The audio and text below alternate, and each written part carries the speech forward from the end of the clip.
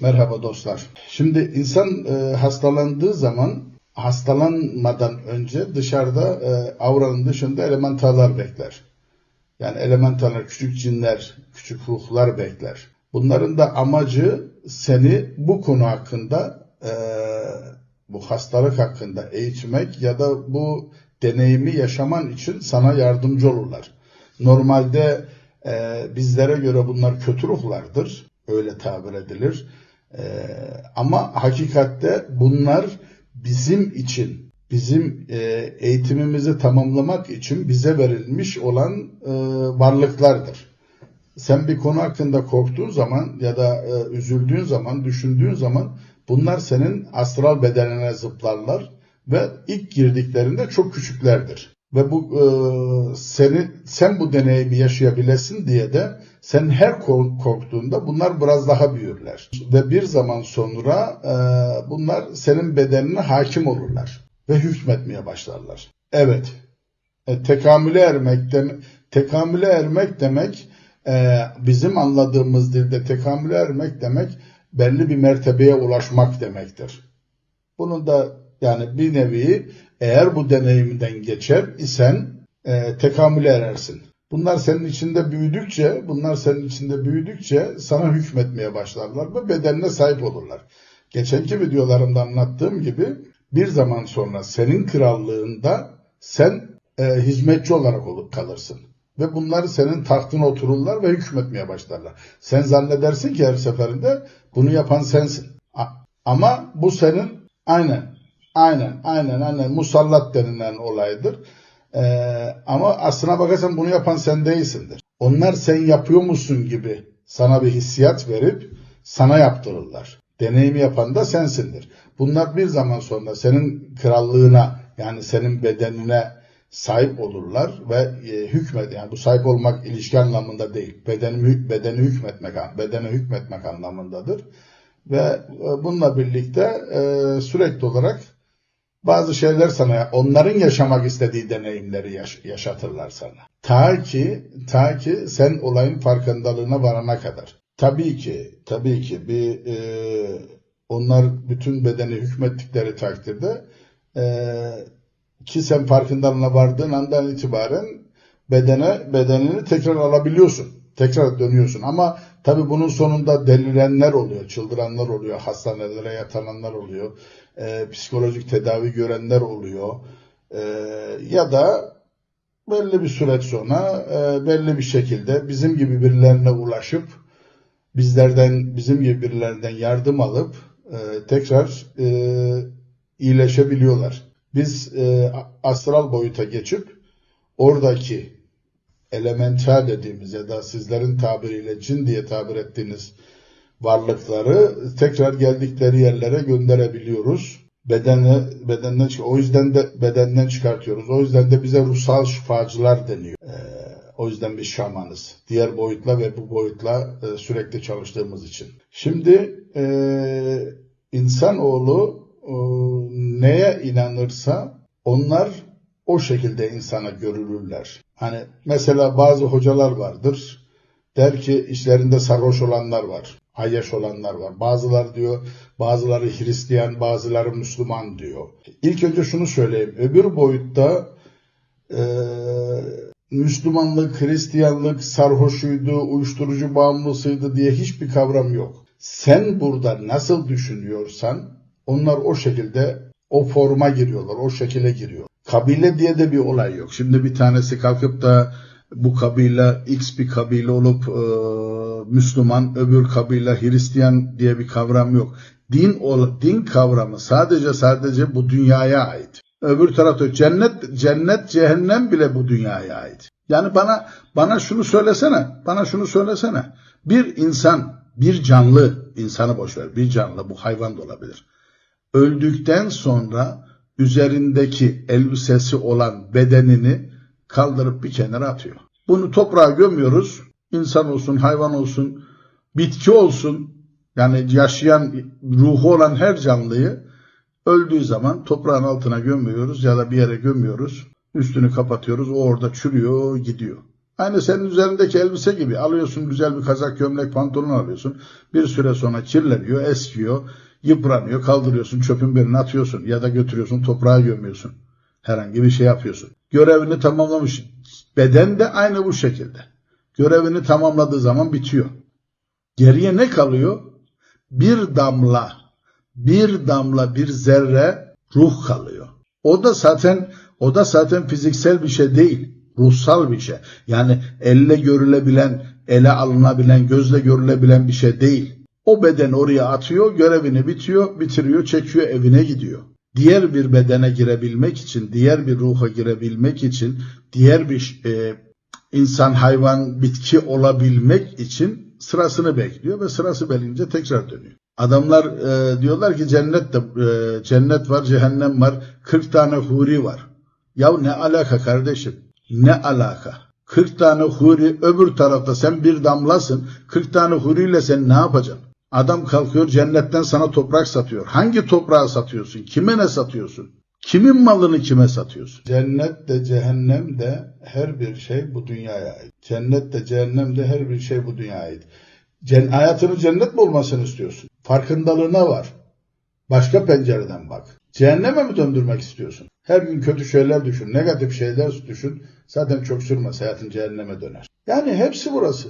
Ya enerji düşüklüğünden kurtulabilmek için tabii ki meditasyon ne kadar çok meditasyon yaparsanız o kadar çok farkındalığına varırsınız. Ve beklentileriniz, şimdi herkes, yani dünya öyle bir hal aldı ki herkes daha iyisini yapmak istiyor. Daha iyisi olmak istiyor. Daha büyük arabalara binmek istiyor. Daha büyük evlerde oturmak istiyor. Daha iyi telefonlar kullanmak istiyor. Dijital dünya ile daha çok bağlantılı olmak istiyor.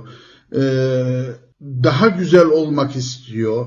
Artık kadın olsun, erkek olsun, doğal güzellik diye hemen hemen bir şey kalmadı. İnsanlar sürekli olarak kendilerini değiştirmeye çalışıyorlar.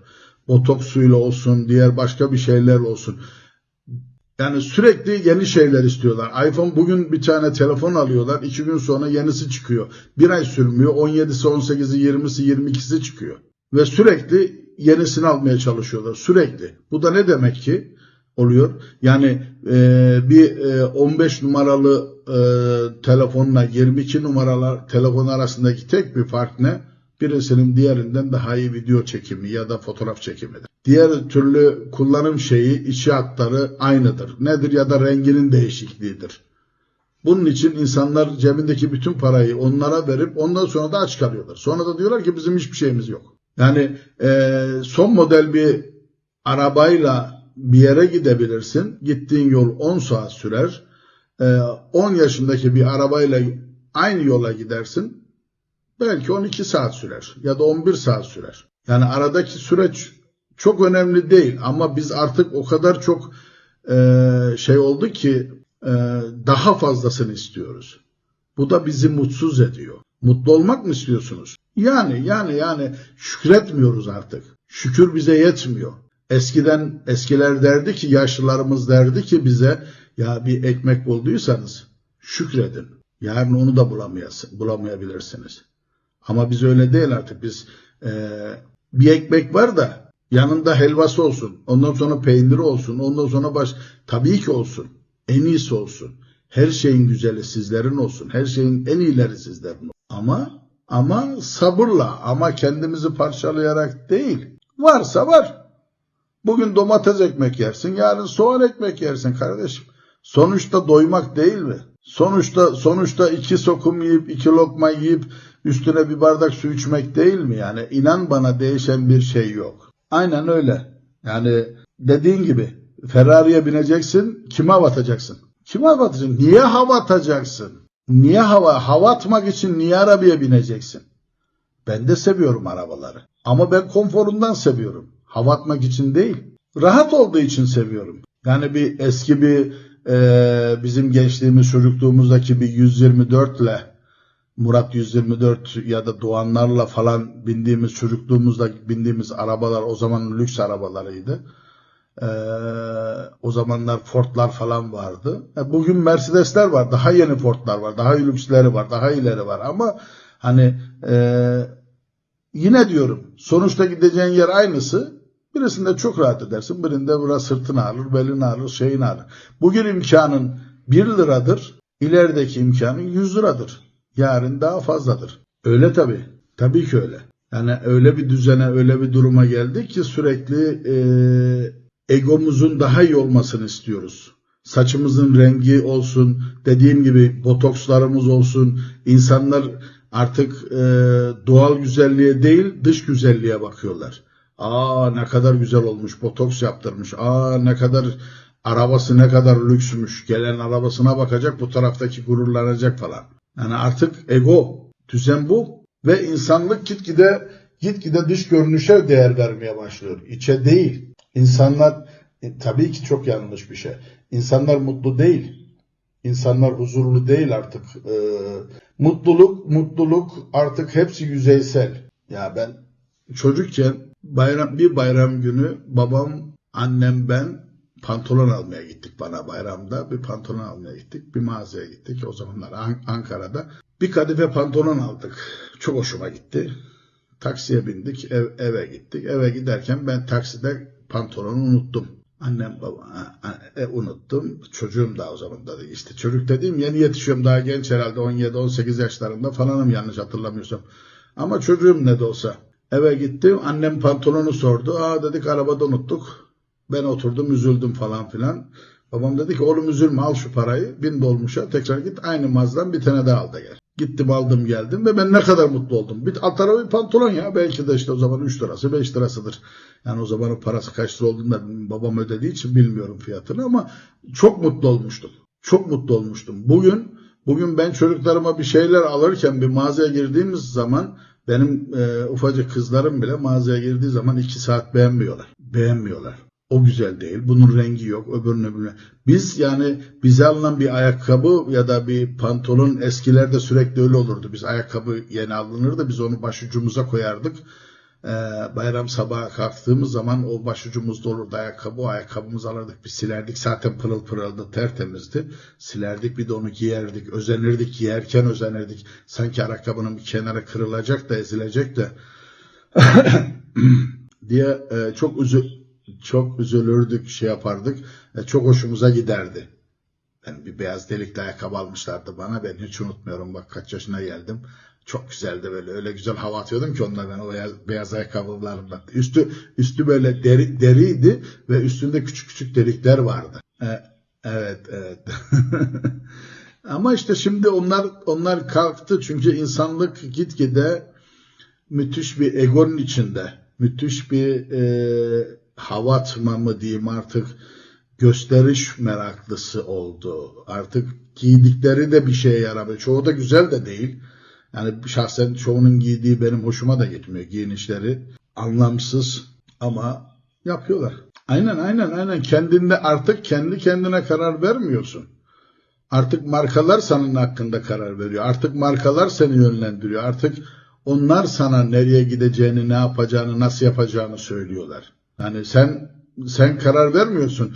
İnsanlık bakıyorsun ki işte 100 milyon insan bu istikamete gidiyor. İşte filanca marka daha iyiymiş, filancası daha kaliteliymiş diye herkes o yöne yönleniyor. Ya da o kadar kişi o tarafa gidiyor. Öbürleri de işte ben de ondan almam lazım. Ama belki evinde yiyeceği ekmeği yok. Ama gidiyor işte o pantolonu, o elbise, o kazak her neyse onu alıyor. O pahalı şeyi alıyor ki o sınıfa uysun, o sınıfın içinde yer alabilsin, o kişiler içinde yer alabilsin. Okulda da öyle. Bugün ilkokullarda bile mesela benim kızlarımın gittiği okulunda bir marka pantolon varmış. Şimdi ismini hatırlamıyorum. Almanya'dayız biz. Bir marka var. O markadan 5 tane erkek çocuğu o markanın pantolonunu giyiyor. Ve herkes, diğer öğrencilerin hepsi diyor ki görüyor musun? Biz bunu ta eve geldi. Çocuklar evde anlatıyorlar. Görüyor musun işte filanca çocuk filanca marka pantolonu giyiyormuş. Ya da siz ilkokul çocuğusunuz kardeşim. 1. 2. sınıfa giden çocuklarsınız. Anaokuluna giden çocuklarsınız. Yani daha şimdiden bunlar bu şekilde aşılanabiliyor. Bu şekilde yönlendirilebiliyor. Bu da gitgide tabii daha şimdiden o hale alırsan yani 2 gün sonra hiçbir şeyi zaten beğenmeyecekler. Bizim zamanımız geçti zaten. Yeni gençlik bunları beğenmeyecek. Bunun için de yani onu demek istiyorum. Tekrar ilk başa döneceğim ben. İnsan isterse hayatını cennete, isterse cehenneme döndürür. Aynen. Nasıl baktığın, bakış açın, hayata farkındalığın, her şeyin amacın bu. O sana söylüyor ne olduğunu. Nasıl bakarsan. Bir ara bir kitap okumuştum ben. Çok uzun bir zaman oldu bir kitap. Tam hatırlamıyorum konusunu da. Bir iş adamı iflas ediyor. Zarar ediyor. Aile dağılıyor tabii. Bayağı bir yıpranıyorlar. İşte çocuk bir küçük eve yerleşiyorlar. Adam işte bir gün çorap giyiyor. Çorabın bir yeri yırtık, bir yeri delik. Birisi başka renk, diğeri başka renk. İşte oğlu soruyor, baba bu ne diyor? Niye böyle yapıyorsun diyor. Oğlum diyor, bugün bu. Bugün bu. Biz bugün bunu giyiyoruz ya da bugün bu olması gerekiyor diyor. Yarın öbür olacak. Sabır her şeyin temeli. Farkında olmak her şeyin temeli. Eğer sen yıkıldım diye kabana vurursan, dibe vurursan ve bir oradan kalkmaya çalışmaz isen bu senin cehennemin olur. Ama ki dersen ki bu da benim bir deneyimim. Ben bu çukurdan çıkacağım. Bu çukurdan çıkmam lazım dersen bu da senin cennetin olur. Çünkü orada tekrar aktif olmak seni heyecanlandırır. Yaşama sevinci verir. Hayata tutunman için bir neden olur. Hayat seni dibe vurursa bunun bir sebebi vardır. Bir yerde bir şekilde bir şeylerde yanlış yapmışsındır. Kendine gelmen için doğa, tabiat sana bir tokat atar. Hani derler ya Allah'ın sopası yok ki gözüne soksun diye. Bu Allah'ın sopasıdır. Bu o senin yediğin tokattır. Tabiatı yönlendirerek sana bir tokat vurur. Seni bir sarsar, alır bir silkeler böyle bir kendine gel ne oluyor der. Ne oldum değil ne olacağım de der. Bir sallar seni bir kendine gelmen için uğraşır. Bu tabi kendine gelme olayın yine aynı şekilde senin farkındalığına bağlı. Ne kadar zamanda sen kendine gelmek istiyorsun? Ne kadar zaman içerisinde okey ben burada hata yaptım geri dönüyorum ya da tekrar başlıyorum ya da şu şekilde yapıyorum diyorsun. Ya da sürekli olarak aynı hatayı çevrendeki etkinlerden dolayı sürekli olarak yeniliyorsun, tekrarlıyorsun. Ta ki farkındalığına varıp gerçekten bu değil, böyle olması lazım diyerek yola çıkıyorsun, değiştiriyorsun. Yani biz bile bile yani derler ya lades diyoruz. Biliyoruz. Orada bir hata var, orada bir yanlış var. Onu yapmamamız gerekiyor. Ama işte ne oluyor? Çevremizdeki etkinliklerden dolayı, çevremizdeki akrabalarımızın, dostlarımızın, arkadaşlarımızın gönlünü kırmamak için sürekli onların dediğini yapıyoruz. Ve bu bizi tekrar dibe vuruyor. Ta ki biz öğrenene kadar. Orada öğrenmemiz gereken şeyi öğrenene kadar bizi dibe vuruyor. Sonra ne zaman ki öğrendik gerçekten tabii bu süreç maalesef ki bir zaman alıyor. 3 sene 5 sene kişiye göre zamana göre değişiyor. Aklımız başımıza geldiği zaman da tekrar kalkıp tekrar sıfırdan gerçekten yapmamız gerekeni yapabileceğimiz işi yapabilmek ya da gidebileceğimiz yolu gidebilmektir. İstemek dibe vurduğumuz zaman istemek ve tekrar ayağa kalkmak her şey bizim elimizde. Nasıl istediğimize bağlı. Ta ilk baştaki videolarımda anlattığım gibi kapıyı nasıl çaldığın çok önemli. Kalkmak istiyorsan kapıyı çalmasını bileceksin. Yani sen o dibe vurdun. O korkuyla, o içinde yaşayan elementayla, o demonla ya da o cinle adını ne diyorsan pes edip ona krallığı teslim ettiğin andan itibaren ne yaparsan yap o dipte kalırsın. Ta ki farkına varırsan, masaya elini vurursan dersen ki burası benim, bu krallık bana ait, bu beden benim. Sen sadece misafirsin ya da sen sadece hizmetçisin. Dersen elini masaya vurup kalktığın zaman krallığına hükmetmeye başladığın andan itibaren bütün hayatın değişmeye başlar. Hayatın farkındalığına varır ve değişmeye başlarsın. Her şey senin elinde. Her şey senin elinde. Hiç kimse senin istemediğin bir şeyi sana yaptıramaz. Hiç kimse, hiçbir şey. Allah karışmaz senin işine gücüne. Cinler, periler karışmaz, melekler karışmazlar sana. Çünkü bu senin eğitimin. Bu eğitimi sen görmen gerekiyor. Sen istiyorsun. Sen istediğin sürece de sen öğrenene kadar senin istediğin şekilde sana yardım edilir. Ta ki sen müsaade ettiğin sürece. Ta ki sen dersen ki yeter artık. Buranın sahibi benim. O zaman herkes elini ayağını çeker ve meydanı sana bırakır. Senin istediğin gibi olur. Sen istediğin gibi yaşarsın. Değişmek senin elinde.